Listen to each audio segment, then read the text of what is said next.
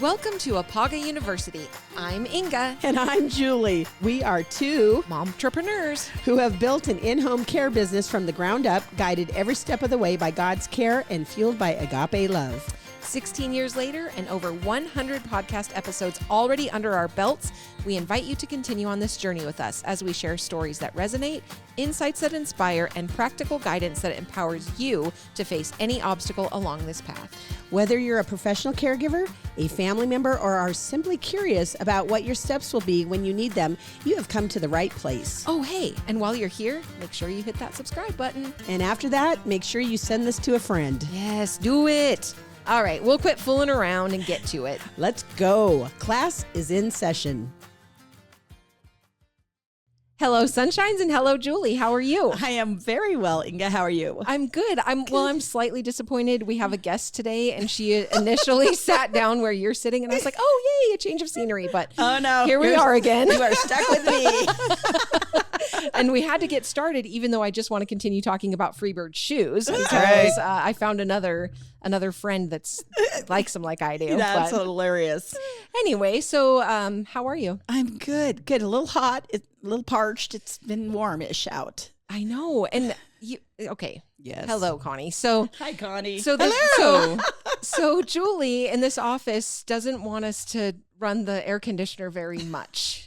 Especially not when it's most important to run it. In the afternoon? She's afraid that we're poor and we won't be able to pay the electric bill.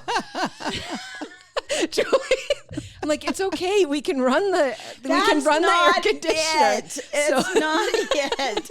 I had a father that every time we were leaving the house, he's go, is this turned off? Is this unplugged? Is this, and this? And now I do it. I will literally come in the morning and there will be a heater going or a light was left on and I lose my mind. I know. Sometimes I'll wake up in the middle of the night and be like, oh no, I forgot to turn off the hallway light coming down the stairs. Oh, I got to get there before Julie. She's going to lose it. So today she comes in and she goes, Julie, how do you feel about leaving the AC on? So in the morning we don't walk into this a hot box basically. Yeah. And I'm just like, okay, just don't burn the damn place down. We'll be all right. We won't burn it down and we'll be able to pay the electric bill. So I think anyway, but we are having to suffer without the AC right now just because of the noise for recording. Yeah. Oh my gosh. Anyway, well, I'm going to get into our verse and then we actually are not going to do our good news stories today. We're just changing it up a little bit because we have our very own good news story and we want to spend our time learning about some cool things that I think the listeners will appreciate. And she brought the verse.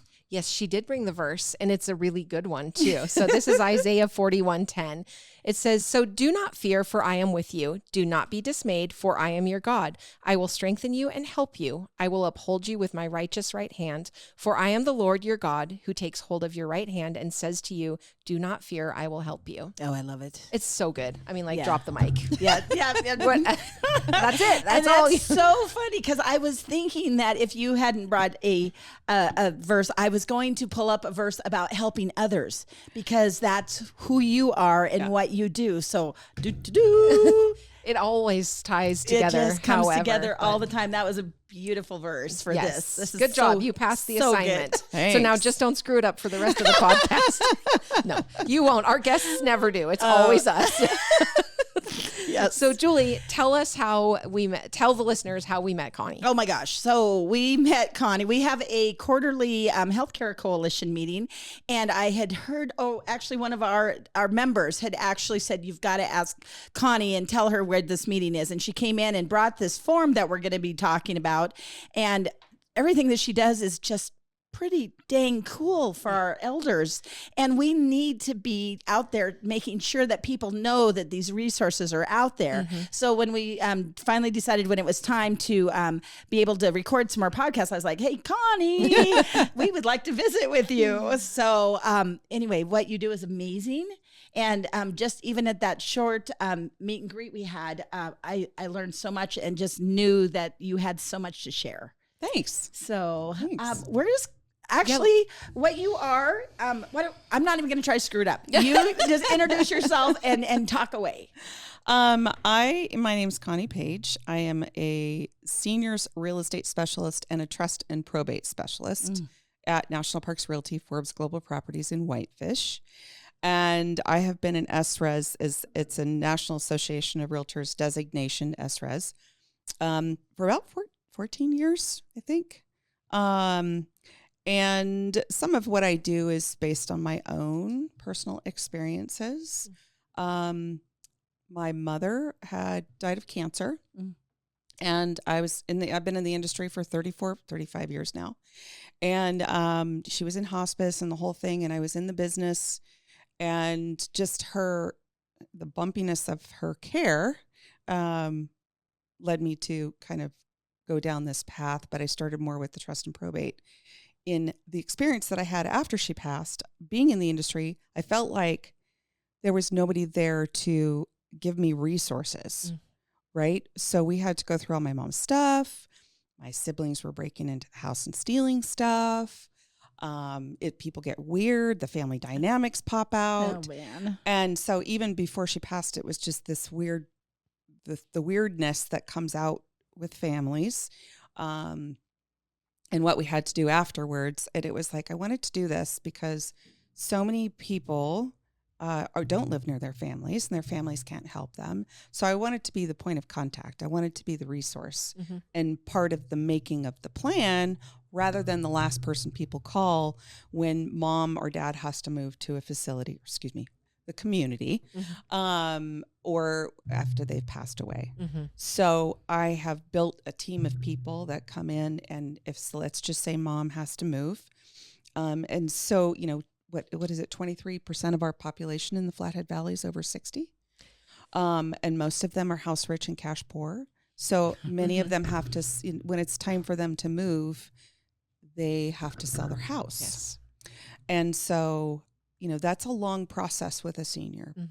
It's quite different when I handle it with trust and probate. It's like we just go in and knock it out. I bring in all my team of people and we handle it. But when you're working with a senior who's moving, and I wish we had move managers in the Valley, because, depending on where mom or dad is moving, they have a limited space. So we have conversations with the family, and I like to have the decision makers there, because it's always like, oh, my brother Bob is going to make the decision, but he's not here. Well, let's get him here so he can have an educated conversation and ask the right questions as to, what are the next steps? What do we have to do to get the house ready? What are we going to do with all this stuff? And so I coordinate with the family kind of the plan of, okay, mom is going to take, this little table, and she's going to take these pictures, and are they going to fit in the room where she's moving? So I try to help with that. And I also tell people you could create 3 boxes or 3 piles. You have the I'm definitely going to keep, the I don't know, and then the definitely throw away or donate. And when I'm meeting with the elderly folks, because I did this with my mother, she's like, what am I going to do with this? What am I going to do with that? And I'm like, give it to whoever you want to now. Yeah. So we don't have to fight over it later. Yes. Okay, just do it. And if it pisses somebody off, whatever. Yeah. Like, it just happens. And so having those conversations with them, like, I have people tell me more about family dynamics and drama and trauma in those private conversations than than a therapist, I think. I say we get about 1 subpoena a year after someone passes away and the family is at each other over it. Yeah. I mean, it's the saddest thing. It is. So basically you are going in, you are trying to help before this becomes an issue. So how does someone come to you? Well, they can go to my website, which is www.conniepage, Page, MT is in Montana.com, ConniePageMT.com. And on that page is a ton of resources, checklists, pamphlets, booklets. There's just a lot of information. All my contact is in website. Okay. My phone number is 406-304-1419. Okay. My office number is 406-862-8400. Okay. And when we're working with seniors, it's just a longer process because it's highly emotionally charged. There's got to be a lot of sensitivity, a lot of compassion, and a great deal of integrity because you're dealing with people's stuff. Yes. Yeah. So tell me, like, what is a circumstance or a scenario of, like, give me examples of someone that you're helping, so they get a hold of you, they know that they need to sell their house because they're needing to move into assisted living, or just give me some examples of people that you help and what situations they're in. Definitely with seniors, it's downsizing or moving to a community. I'm helping a client right now. We're selling the house that was in her husband's family since the 50s. Like her parents-in-law built the house. So she lives in it now. Like her husband's passed away 2 years ago, and now she's like, I have to move. And this is how closely I work with financial advisors and attorneys and loan officers. And we have like this team of people. So she doesn't want to sell. She's talked about a reverse mortgage. The interest rates on a reverse mortgage would put her in a negative equity position. So we're appreciation is what, 4 or 5, 6% if you're lucky right now. And a reverse mortgage is 12%. So you're losing 6% equity a year with a reverse mortgage in this current environment. But she doesn't have any money. She's going in negative every month now. So I work closely with her financial advisor. That's where the referral came from. And, I'll just say the name is Andrea. Andrea said, she needs this much money net out of the house to provide her with the next 10 years. And we're hoping to have another 15 years. She's 76. So we work together like, okay, she's selling this house for this much. She's downsizing. Then I meet with her to say, and I have clients do a need to have and nice to have. Okay. And then as an SRES or seniors real estate specialist, I remind them of things they need to think of, like single story. Do we have steps up to the front door? Do we have a walk-in shower? Are we going to be able to age in place in your replacement home? So I think about all those things. Proximity to services. Is there going to be an extra bedroom for a caregiver to stay in? Do they want to have an art studio? Are they still able to garden? Is it a low maintenance yard? Like all the things that people don't think about with their physical, what happens when you get old, 5 to 10 years from now. So those are the things I think about for them and their families, right? Their families don't want to be coming because mom fell. Right. So helping them, and then, okay, we're now, your house is half the size. What is your most important furniture to take, right? And tagging that with blue paint tape, painter's tape, right? So we kind of tag things so they can see a visual. Okay, I'm taking these things with me. And what am I going to do with the other things? Are you giving them to kids? Are you selling them? Do we need to have an estate sale? Then if we have an estate sale with the remaining possessions or whatever belongings, then I have a few estate sale companies that I work with, and we come in and do the estate sale, and it's a process. And it's amazing because just like you're saying, since we've been doing this, I have become way more in tune to the things that you need to think about as you age. And so actually when Kevin and I did our house, same thing. I'm like, I want everything on one level that I think I'm going to need as I get older. And then, the other things are great to have, but it's just, most people, like you say, don't think about it because you don't know what you don't know. Right. So engaging someone like you, that's like, okay, let's go through this. Let's make sure all of these things are, we've thought about all of these things and made plans for them. That's just amazing. Yeah. I mean, things like, do they have family support? How safe is the home, right? Their medical needs, is it close by? What is their mobility? I had one client who had Parkinson's, and we were looking at 2-story homes, and I'm like, you're looking at 2-story homes, and you're barely able to climb the stairs now, Right. And they didn't want to have, and sometimes the conversations are delicate but challenging to remind them that you're facing medical issues. And this house is not the right place for you to. It's true. Very often when I go into a home, and probably like you, like us, people don't want to talk to us till they have to. And usually it's a crisis mode. But basically when I go in and somebody has fallen and broken a hip or whatever, or just Parkinson's or whatever, I go into the house and say, you guys, we're going to probably have to consider putting the bed into the living room. And, or, we had one family that gutted the dining room and made it the bedroom because they did listen. There was no way that they were going to go down to the basement to their regular bedroom. But a lot of that is exactly what we see. And that's just a problem. It is. And they don't think about it. And, especially when they have family, which a lot of people in the Flathead do not have family nearby. Right. So they rely on My Glacier Village, Agency on Aging. Like, who do they go to for some of this help? Right. What's their cognitive health? Are they, I just met with somebody earlier this week, and it was obvious from in the middle of the conversation, she forgot what I said 5 minutes early. And I'm like, okay, that's good.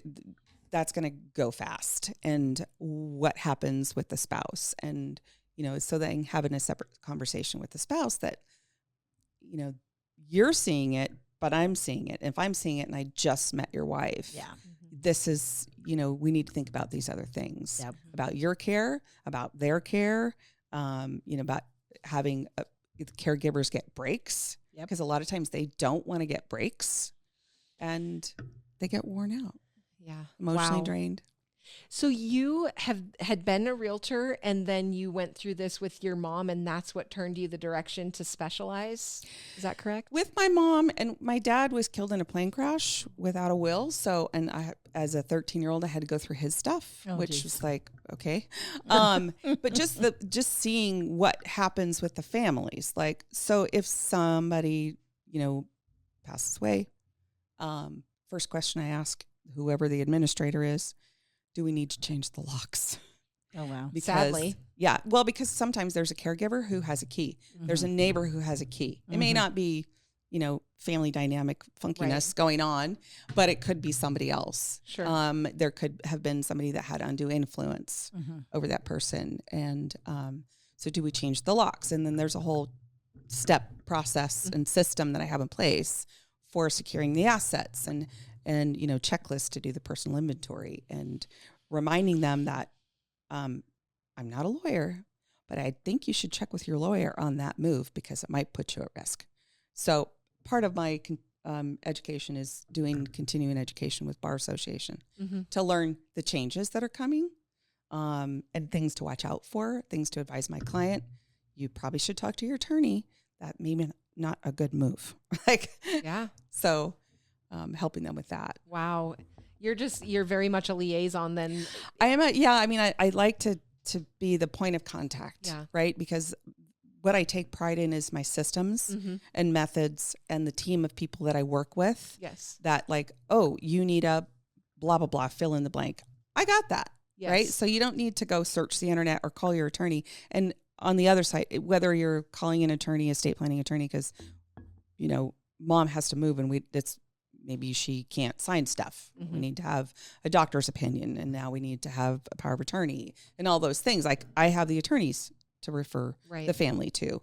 It can get complex pretty quick. Oh, I can't even imagine. And it's really neat that you have this network that you can work with, like you go through your processes and then you're able to connect people. And I can just tell from speaking with you that you take tremendous pride in what you do a good job. It matters to you. And so you are, it's your name. So you're not going to refer to someone that you don't have complete confidence in. Yeah. Yeah, absolutely. Absolutely. That's awesome. Yeah. And I actually have a contractor I'm working with that is going to go get his aging in place certificate as a builder.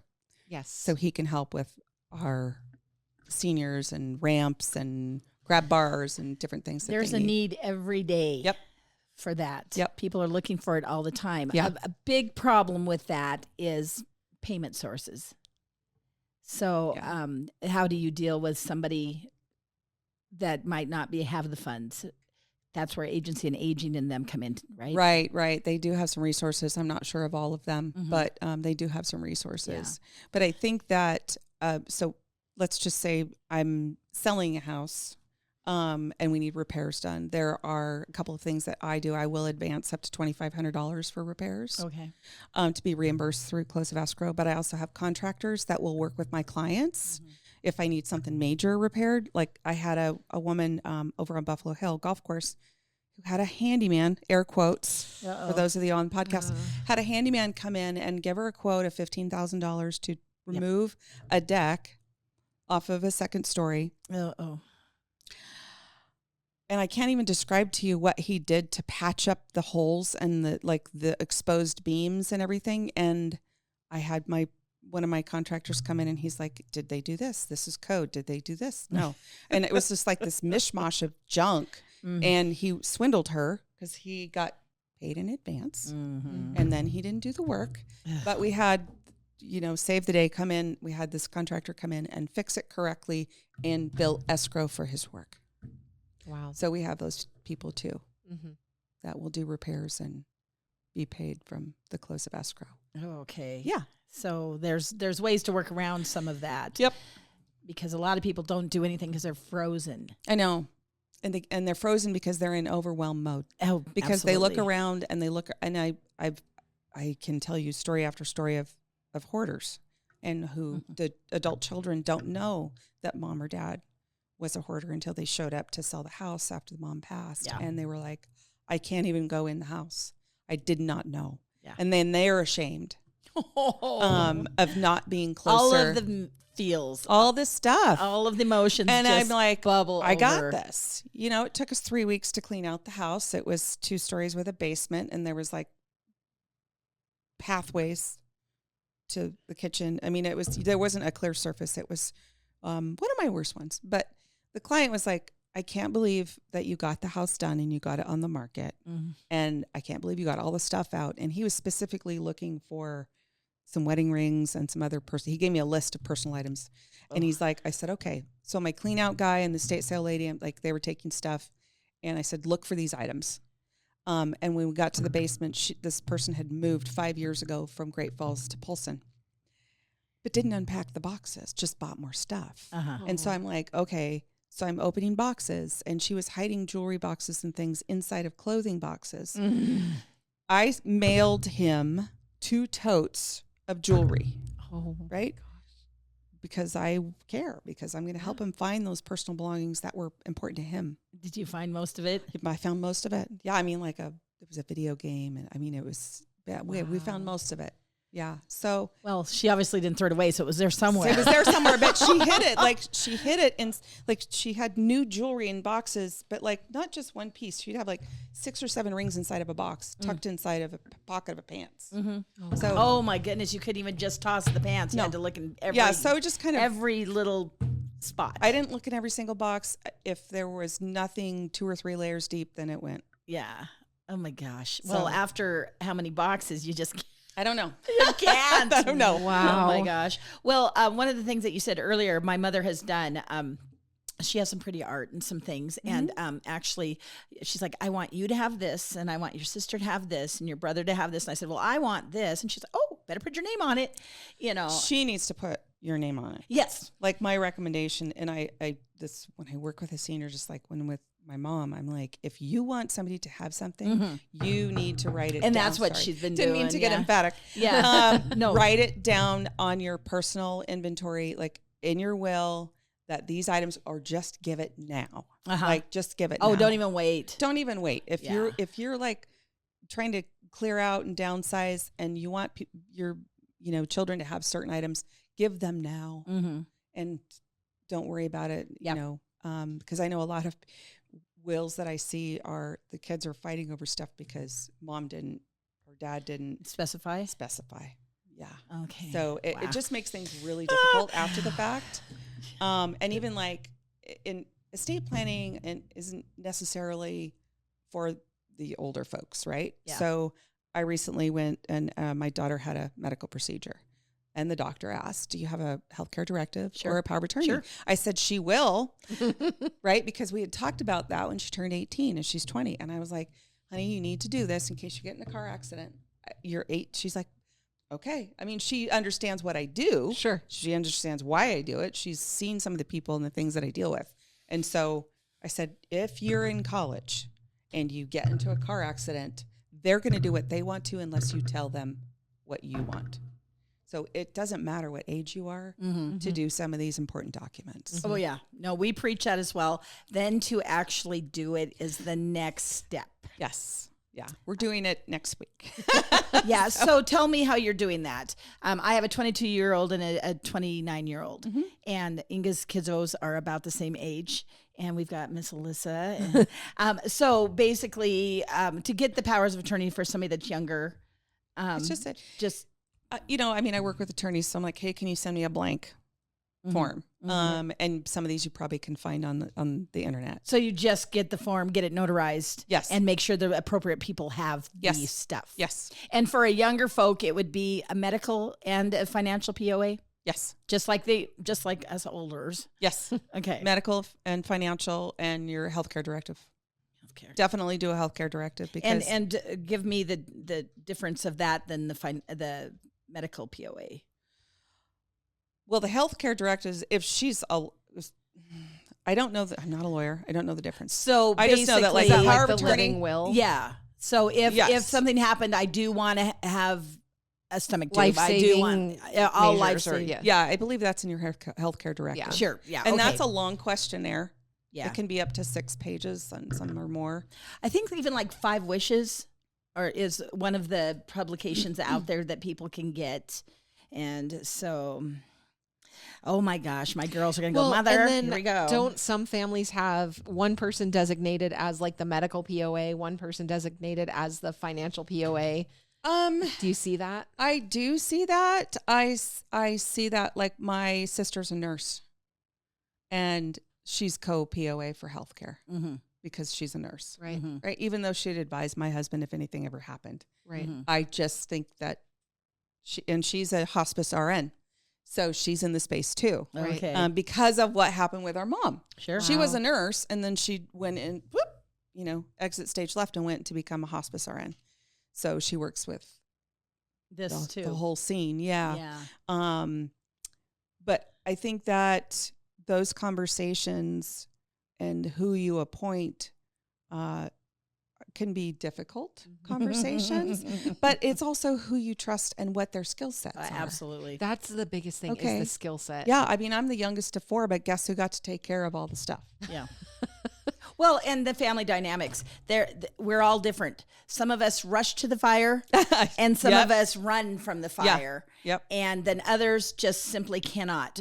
We've had They freeze. Stare at the fire. They've had somebody that's like, I can't go see Dad. Yeah. Because I need to remember him with this last thought I had in my head. I can't visualize him in the hospital bed.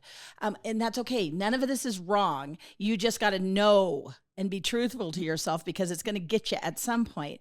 But he was able to then be helpful in terms of just researching other things, still give them tasks when you're all figuring out who's going to do what. Yeah. But that's, once again, if you have a functional family. Most of us are dis. Disses. Yes, people. I have had a handful of probate and trust sales where everybody was just glorious. They drove out from Ohio. They cleaned the house. I didn't have to do anything. I didn't have to move any boxes. I didn't have to buy any boxes because I buy boxes too. You know, I do some of this. I give 3 hours of work, physical work, whether it's staging or packing, decluttering, whatever it is to help the family get in the mindset to start. Yeah. But I've only had a handful of easy ones. And so, yeah, I mean, best advice, the best gift you can give your loved ones is a plan. Oh, amen, sister. So, yeah, I mean, give it away. I mean, you know, if you're not using it, like my mom had a conch belt, this beautiful turquoise conch belt. And I was like, Mom, I want the belt. And I think she gave it to her stepdaughter, which I don't even know where it went. It disappeared. But whatever. Yeah. It's her stuff. Yeah. You know, it's their stuff. And I encourage them, get rid of it, give it to who you want to, and who cares who it pisses off? Sorry. You know, it's true. Yeah. It's true. You can't worry about any of that. There's meaning behind whatever you have and meaning for what you're thinking. Well, it was interesting in like when we were going through my mom's stuff and it took a long time and she was like a really organized hoarder. We didn't know where were boxes of boxes and bags of bags. Yeah, there was that. And then like a stamp in the middle. So, But, we were like, my siblings said, oh, I don't want any of her turquoise. You can have the turquoise. I'm like, cool. Yeah, I love the turquoise. I don't care about the other thing. You can have the other thing. And then I try to give, like, we're going to Trust and Probate. If the siblings are sitting around, I try to give them techniques and methods to use, like, okay, open one box at a time. Everybody's there. You pull everything out and you take dibs on whoever, like, say there's 5 kids. The first 5 items are, everybody picks their dib, right? But if you got something I want, on the next round, I might have something you want. Swap. Right? And so it worked for us, though. It's like that. What is that? The Dirty Santa or something like that? That's exactly what came to mind. Yeah. No, that's a great way to do it. I mean, yeah, I love it. I'm excited. I'm not excited about this, but I am excited about this because I like processes. Yes. Yeah. Yeah. Yeah. That's wonderful. And there are a few SRES agents in Northwest Montana. I don't know what their depth of experience is, but also the Trust and Probate piece and being part of the Northwest Montana Estate Planning Council, where you can go to look for resources for financial advisors, CPAs, and attorneys to help with the documents so you can be prepared for your children. Yeah. Well, Julie, didn't you just tell me that someone that we are aware of had in the will, the kids get this, but if they fight, they get nothing or something? Yeah, like there's that. a lot of no. Like, I recommend the no contest because it's clear. If you are going to argue with what we're doing, then you get nothing. And it's not new, but it's being used more and more, especially with bickering sibs. Yeah. In this very specific situation, it says that, and they've already been given the items on the list, and now they're contesting it. Oh, good. They don't get anything. Yeah. do they have to So give do the they have to items back? go get the stuff back? Oh, wait a minute. So they took the already stuff? have the stuff. Oh. And then it's because it's been a year. And so now they're contesting. But the will says if you contest this, you will end up with nothing. So I'm not a lawyer, but I would say a lawyer might say you need to give the stuff back because that wasn't the intent of your the family's, deceased. the mama's will, her intent. Mm-hmm. Yeah, so that's just an ugly one. And there are some places now. I'm sure you've had to deal with big parcels of acreage. Yeah. Heavy equipment. Yes. Ranching stuff. Yes. We have egg backgrounds here. So I'm thinking that a lot of my assets aren't necessarily in the bank. They're out in the field. Yep. And literally four-legged creatures and then heavy equipment that we have amassed through the years. Yep. And nobody's going to need a D8 except my husband. Here, honey, come get your D8. They're going to go, yeah, no. Yeah. And so you're on that stuff, just in the will, you're just going to say, get rid of the stuff and. Well, okay. So that's kind of tough because first of all, livestock has value. Yeah. If it's branded livestock, then you have to deal with other laws, right? Yeah.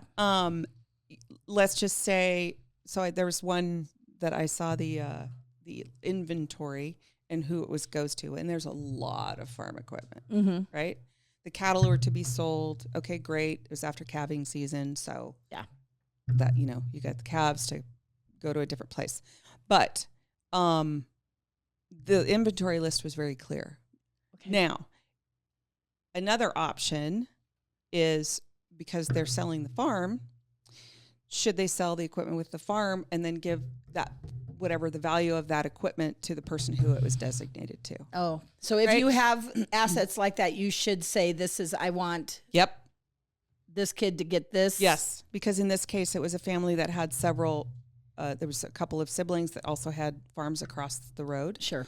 And they were being designated some of the equipment, but they had their own equipment. Right. So it was, you could, in this case, it was best for them to sell it because they didn't get along with the administrators. Yeah. Right. So that they're like, nope, you get what you get, and we're selling the rest. Okay. See, I have my husband and I have a will, but it's not itemized. Itemize it. Oh crap. Now, and I'll tell you what that will help with the administrators.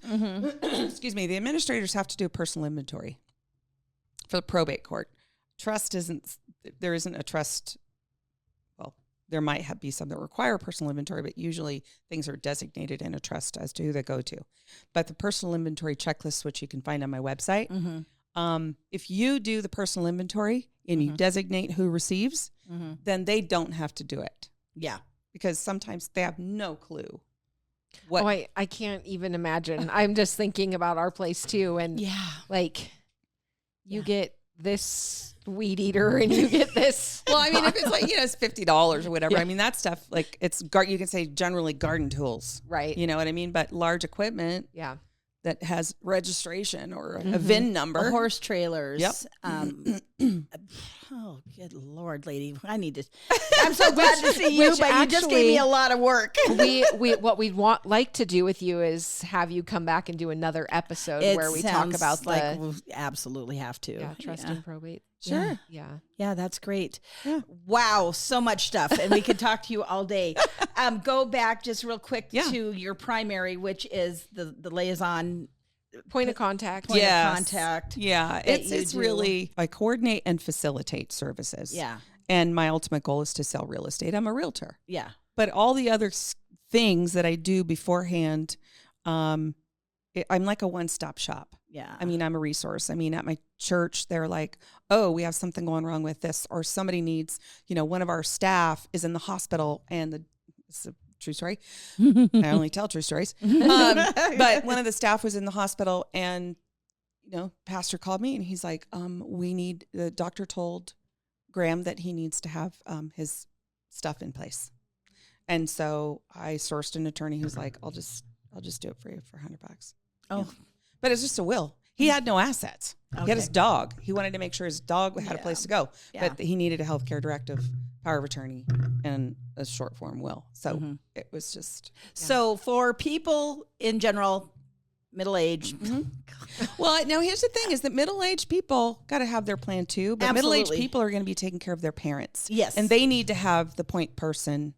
So not only are you taking care, you're the sandwich generation.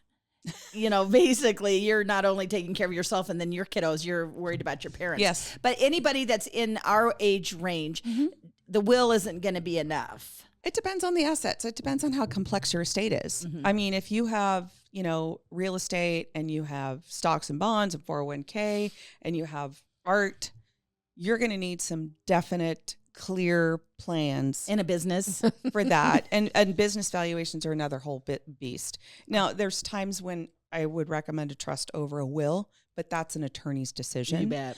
But I can point them if it's clear in the will and things are spelled out and itemized and listed, then you could probably get away with a will. Yeah. But again, it depends on the complexity. It depends on if any portions of your estate are in another state. You also have to follow their laws and stuff like that. So things are so hard. I'm honestly thinking about Kevin and his brother's situation. Oh my gosh. And what happened. His parents are the most amazing human beings, and they have property here in down the Swan. And then they live in Tennessee. Yep. His father did pass away, but before that happened, they talked to the boys and, actually kind of didn't talk to them much. Just sort of feelers out there about the property, here in Montana. And then the next thing you know, they just signed it all over to the three boys. I can see the look on your face. I know. There's a tax implication to that. So I know we need to talk outside of this because there's never do that. I know. Never, ever, ever. You have tax, you have your property taxes are at a different rate. You have tax implications. Talk to a CPA. I know. Yeah. But see, I think people don't know. They don't. And so they do something that they think is a good thing for their family. They're trying to take care of it ahead of time. It happens a lot with junior and seniors. Yeah. Where they have the same name, but they just leave off. And, you might have junior it's really senior's account, but juniors and seniors do that a lot. Mm. Yes. Well, no juniors or seniors here, but you know, I mean, it's like, But- oh, you're, but we just switched names, but the name is, and then the title company has to look, it gets complex pretty quick. No, I'm going to tell Kevin and his brothers to watch this episode and the look on your face, because I'm trying to say, guys, this is a big thing. Like, It is. And nobody knows. And the two brothers are out of state, different states. Yeah. And so, you know, I'm trying not to be too bossy, but at the same time, like, we need to do something here. Yeah. So Very much. That's how easy you can fall into something that you do not know then what's going to happen when it all unravels. Mm-hmm. Wow. And again, it's, what do they say? Like the good intentions pave the road to hell or something like that, where it's like everybody's just trying to do what they think is the right thing to do. Yeah. And what's then logical, but not necessarily is that the logic of the land. Yes. Yes. Well, it's somebody's heart, but not brain, maybe. Yeah. I mean, it's Just because you don't know. It's just People not don't know. having the But you don't know what specialty you and don't not- know. Exactly. Yeah. And so if you're not dealing with that all the time, Oh my you gosh. you Yeah. don't know. Oh my Yeah. gosh. Oh, wow. Well, anyway, I have 99 more problems than I thought I had when I came here this morning. Sorry. Only 99? I'm teasing. I have that too. What else do you need to tell us to wrap up? I mean, like I said, I told you that this was going to be fun. We were just going to Yeah. visit, and obviously we could, like I said, go for days. Right. Like I said earlier, the best gift that you can give your family is to have a plan. And, you know, whether it's a trust or a probate, talk to an attorney. You can go to the Northwest Montana State Planning Council and find our directory with great attorneys here in the Valley. Start itemizing your things that you want to gift to your family and start giving them away if you don't use them. Yeah. Oh, Lordy. I have taken notes this whole time. This is so good. A couple aha moments for me. Yeah. You made a comment that I was like, duh, that's exactly what it is. Where a lot of people, because when people call us to try to work with us, you know, we have a few programs that we work with, but a lot of people fall into the crevice of having too much assets. Yep. So they can't be on one program, but they don't have enough to then pay for privately or whatever. So there's that whole group of people in that spot. Yeah. So let me just touch on something else real quick. Something to think about is a special needs trust. So, and an asset protection trust. You're going to need to talk to a specific, I have on the directory, I have a couple of attorneys that specialize in special needs trusts, especially if you have somebody, one of the spouses is moving into dementia or Alzheimer's or has some other medical issue. Okay. Or if you have children, special needs children, you need to make sure that your estate plan is such that it will protect them so they can still receive benefits. So if you have a child with Downs, you're probably receiving SSI, right? But you need to have a special needs trust that will protect the assets so that child still qualifies for the regional benefits. So it gets down a rabbit hole. I know. Oh, wow. And so, you know, there's a lot to think about. Yeah. Yeah. So with that being said, then you said like these people are house rich, but cash poor. Right. That's huge because Yeah. so many people, that is exactly where they stand. Yeah. They don't have a lot in the bank, but they've got it out there, and then to utilize it. And then some people wait too long until they've got a dementia diagnosis, and then it triple causes problems. Right. Or they're in skilled nursing and can't go home. Yeah. And because home is stairs. And, you know, there's been some times where I'm like, I have to sell the house quick because mom can't go home. She has to go to a permanent, assisted living situation. Yeah. The other, this is just logic, but first you to say it out loud, I was like, duh, Ralph. 3 piles. Definitely I'm keeping it. I don't know. And I got to get rid of it. Okay. So the third pile, you got to get rid of it. You can't leave it in the house because it always You go through it Moves again back. and stuff goes again. back into the other piles. Just Just okay. get rid of it. Put it in the trunk of the car, take it to the thrift store. What do they throw it say? in the trash. Hold it, and if it brings you joy. There's a lot of stuff That's we what- keep that does not bring us joy. Oh, good Lord. I keep the goat because he brings me joy. So if you want to get to hang around in Well, my life, you have to bring the me problem joy. is he's not going to sit very long in one pile. No, he So is. He'll bounce on the piles. Cute. Wow. Well, That is very true though, because how many times have you like, I just have to get rid of this, and you don't do it, and then the next thing you know, you're like, well, maybe I should keep it. Right. My thing is, I might need this. She has a weird thing with boxes. If you ever need boxes. My mother had a weird thing with boxes. Boxes of boxes and bags of bags.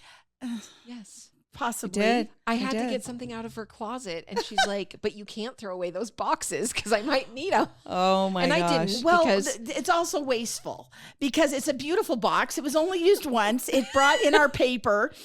Why? So here's what you do with it.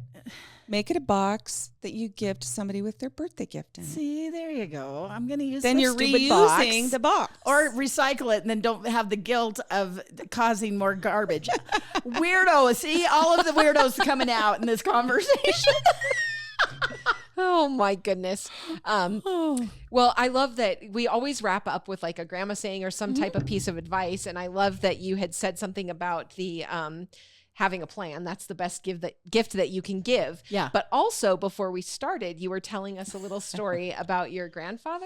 My grandfather was a carpenter and a baker. He had a bakery in San Francisco, and he baked the most amazing apple pie ever. Mm-hmm. And he would pick the apples from his tree, peel them, prep them, put them in the cinnamon and lemon and sugar, and then freeze them and use them in his crust. Oh. And I guess we could say you could have a piece of apple pie keeps the doctor. Yes, I like that. Way better than an apple a day. Yes. Piece of apple pie. His apple pie would keep, it was pretty remarkable. It cured a lot that ailed you. It did. It made you happy, especially with ice cream. Oh my goodness. Have you ever had apple pie with cheddar cheese? No. It's a thing. I've heard it. Yeah. Not melted though. Oh. Have you ever had it with? No. That's it's weird. Alyssa, look at her face. She makes the best faces. It's weird, but it's a thing. So you'll have to try it sometime. Someday. Okay. We don't know what that does. That might the added cheese might send you to the doctor, but we'll see. No, ice cream cheese. Yeah. Cheese. Yeah. I've never had it with cheese and ice cream. So Ooh, that's funny. I could sprinkle some cheese on top of the ice cream. There you go. Oh my. I love it. Keep talking. Her face just keeps getting better. No. Well, thank you so much for coming today. Thank you for having me. We look forward to having you back for another informative episode my word. because this has been wonderful. Yeah. I need to go now because I have a lot of work to do based on this conversation. Oh my so. gosh. Peace out, Girl Scouts. Thank you so much. Thank you. Have a good day, everybody. You too.